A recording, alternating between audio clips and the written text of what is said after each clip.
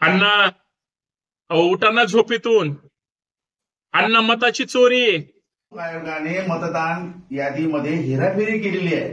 ती हेराफेरी आता राहुल गांधीने शोधून काढलेली आहे, सगळी कागदोपत्री, आणि ती कोर्टासमोर, सुप्रीम कोर्टासमोर हजर केलेली आहे, बरं का. तर त्याचा आता लोकांना पटलं की राहुल गांधी राईट पाथवर आहे, म्हणजे डॉक्युमेंटरी पुरावा कोर्टासमोर दिला. आणि कोर्टाने पण सांगितलं निवडणूक आयुक्ताला, जो कोणी ज्ञानेश कुमार नावाचा माणूस आहे, ते टाळाटाळ करीत आहेत. पण चूक कशी याच्यामध्ये की याच्यामध्ये एका माणसाला 50 मुलं दाखवले आणि निवडणुकीत यादीमध्ये नाव लिहिलं. हा, आणि तो माणूस म्हणतो मला 50 मुलं नाही, 2च मुलं आहेत. अण्णा, अहो उठा ना झोपेतून. अण्णा, मताची चोरी. अण्णा, मताची चोरी पकडली, तुम्ही झोपेतून उठा.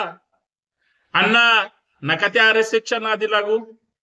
अण्णा, अहो देवा भाऊ तुमच्या जवळचे तुम्हाला फार आवडतात, पण अण्णा झोपेतून उठा. देशाला तुमची गरज आहे अण्णा, महाराष्ट्राला तुमची गरज आहे अण्णा. तुमच्या विचारांचं सरकार आलं म्हणून तुम्ही अण्णा काहीच बोलणार नाही अण्णा, तुम्ही हातपाय पण हलवणार नाही अण्णा. एवढं का हो असं, एवढं रुसायचं नाही अण्णा. अण्णा उठा, अण्णा उठा. पाटील आलेत, पाटील साहेब तुम्हाला झोपेतून उठवायला आलेत. अण्णा, काय झालंय माहितीये का, आताच्या विधानसभेच्या निवडणुका अण्णा झाल्या, त्याच्यात मताची लय मोठी गडबड झाली अण्णा. तुम्ही शासकीय कार्यालयातली गडबड बाहेर काढली अण्णा. तुम्ही लय मोठं काम केलंय अण्णा. तुम्हाला सगळं मला बोलायचंय, सांगायचंय अण्णा. झोपेतून उठा, पाटील आलेत. उठा बरं अण्णा. नाही झोपायचं, कारण देश तुम्हाला विचारतोय अण्णा कुठे आहे. महाराष्ट्र विचारतोय आमच्या अण्णा आता का बोलत नाहीत. महाराष्ट्रावर इथल्या सच्च्या भारतीय नागरिकांनी जे मत दिलंय, बटन दाबलंय अण्णा, त्याची चोरी झाली, तुम्ही काहीच बोलणार नाही, गप्प बसणार तुम्ही. नाही चालणार, कारण तुम्ही प्रति गांधी आहेत अण्णा. गांधींनी झोपायचं नसतं अण्णा. गांधींनी झोपलं तर देश झोपल्यासारखं आहे. गांधीची उपमा दिली अण्णा तुम्हाला, तर तुम्ही झोपून कसं काय चालेल अण्णा. तुमचा कोणतरी वापर करतोय बरं का अण्णा. तुम्हाला कोणतरी गप्प बसायला सांगतोय अण्णा. पाटील आले, त्यांचं ऐका. ऐकणार का नाही. अण्णाला झोपेतून उठवण्यासाठी अण्णाची आठवण प्रत्येक महाराष्ट्रातल्या नागरिकांना येते.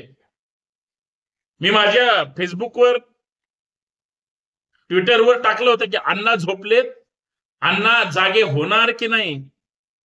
अण्णा, झोपेतून उठा, जागे व्हा, आणि या मतांच्या चोरीबद्दल तुम्ही बोला. तुमचा प्रत्येक शब्द या महाराष्ट्राला, या देशाला प्रमाण आहे.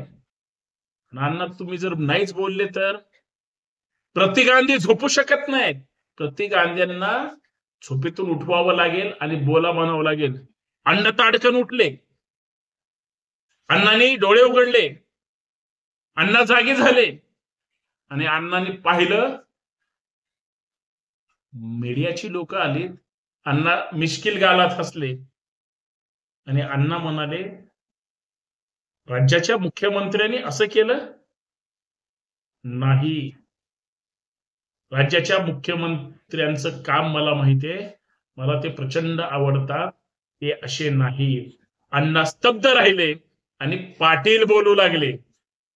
पाटील काय म्हणतात अण्णाला तुम्ही बघा, परत एकदा बघा. आयोगाने मतदान यादीमध्ये हेराफेरी केलेली आहे. ती हेराफेरी आता राहुल गांधीने शोधून काढलेली आहे, सगळी कागदोपत्री, आणि ती कोर्टासमोर, सुप्रीम कोर्टासमोर हजर केलेली आहे, बरं का. तर त्याचा आता लोकांना पटलं की राहुल गांधी राईट पाथवर आहे, म्हणजे डॉक्युमेंटरी पुरावा कोर्टासमोर दिला. आणि कोर्टाने पण सांगितलं निवडणूक आयुक्ताला, जो कोणी ज्ञानेश कुमार नावाचा माणूस आहे, ते टाळाटाळ करीत आहेत. पण चूक कशी याच्यामध्ये की याच्यामध्ये एका माणसाला 50 मुलं दाखवले आणि निवडणुकीत यादीमध्ये नाव लिहिलं. हा, आणि तो माणूस म्हणतो मला 50 मुलं नाही, 2च मुलं आहेत. एका घरामध्ये त्यांनी 60 लोक दाखवले, एकच झोपडी एवढी, येथे पण खोटं आहे. बाकी ठिकाणी घराचा पत्ता 0 म्हणजे काय, राहतो पृथ्वीवर आणि पत्ता अवकाशात, वरती आकाशात. अशा प्रकारे सगळी हेराफेरी झालेली आहे. आणि म्हणून राहुल गांधींचं जे आंदोलन आहे अण्णासाहेब ते खूप चांगलं आहे.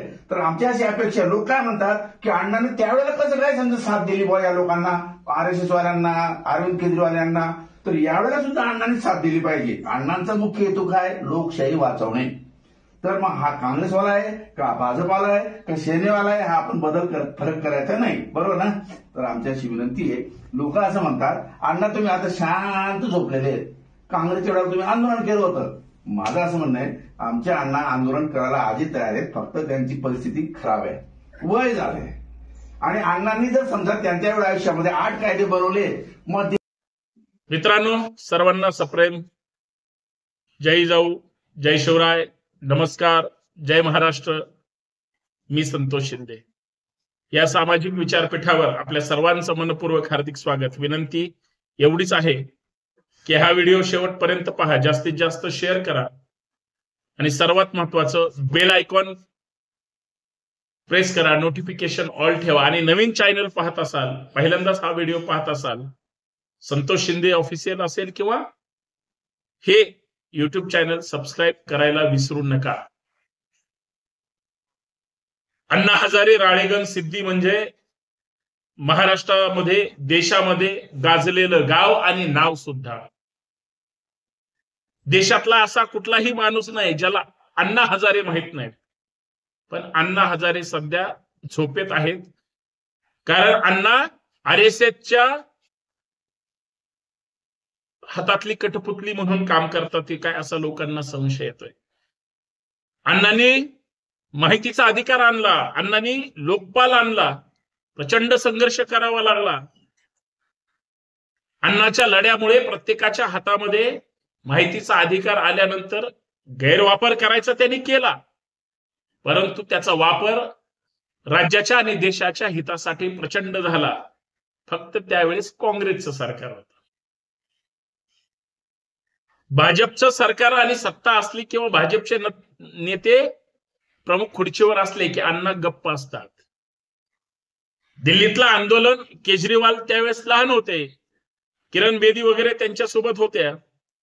अण्णाचे राईट हँड लेफ्ट हँड म्हणून यांनी जनलोकपालच्या त्या सगळ्या आंदोलनामध्ये ज्या पद्धतीचा संघर्ष केला, देशभर ते आंदोलन गाजलं.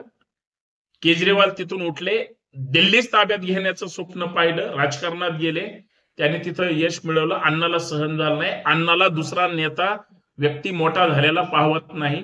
आणि त्या आंदोलनाला असं म्हणतात की RSSनी बळ दिलं, कारण ते आंदोलन काँग्रेसच्या विरोधात होतं. पण ते देशाच्या हिताचं होतं, त्याच्यामुळे काँग्रेसनी सुद्धा बऱ्याच गोष्टी त्यांच्या मान्य केल्या. काय बरोबर असतील, चूक असतील, ते काँग्रेसच्या लोकांना माहिती. ते अण्णा हजारे सरकार बदलण्यासाठी फार कारणीभूत ठरले. 2013 पर्यंत अण्णा हजारे ऍक्शन मोडवर होते. 14 मध्ये माननीय मोदीजी प्रधानमंत्री झाले आणि राज्यामध्ये देवभाऊ मुख्यमंत्री झाले 14 मध्ये. आणि तिथून आजपर्यंत अण्णा नंतर जास्त बोलताना दिसले नाहीत. दिसले तरी 4 चॅनलच्या लोकांना बाईट द्यायचे आणि शांत बसायचे. आज अण्णाला ते पाटील साहेब जे त्यांच्याच वयाचे आहेत आणि त्यांचाच मान पडू शकतो, ते भेटायला गेले आणि ते जे बोलत होते, लोकसभेमध्ये महाराष्ट्रातल्या मताच्या चोरीबद्दल बोललं गेलं, देशभर चर्चा झाली, आवाज उठवला गेला. महाराष्ट्रात विधानसभेच्या मतदानाच्या वेळी 5-5.5 नंतर जे मतदान झालं ते 60-70 लाख मतदान महाराष्ट्र विधानसभेमध्ये बोगस झालं, बाहेरच्या लोकांचं झालं.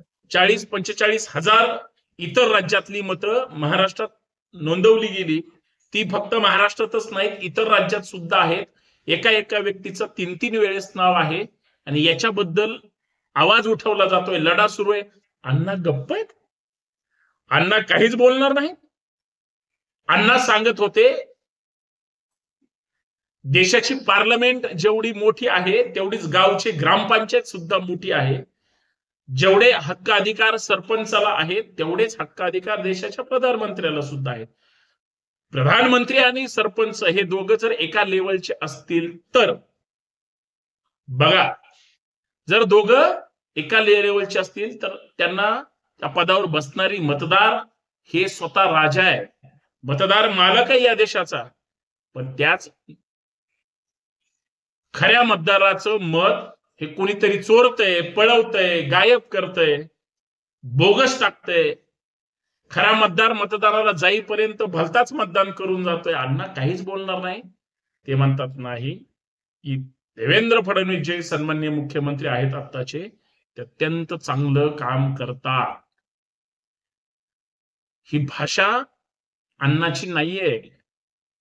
तुम्ही लहानपणी गाडी बघितली असेल बघा, लहान मुलांना खेळायची, चावी फिरवली फिरवली फिरवली, जेवढी फिरवली जाती तेवढी ती गाडी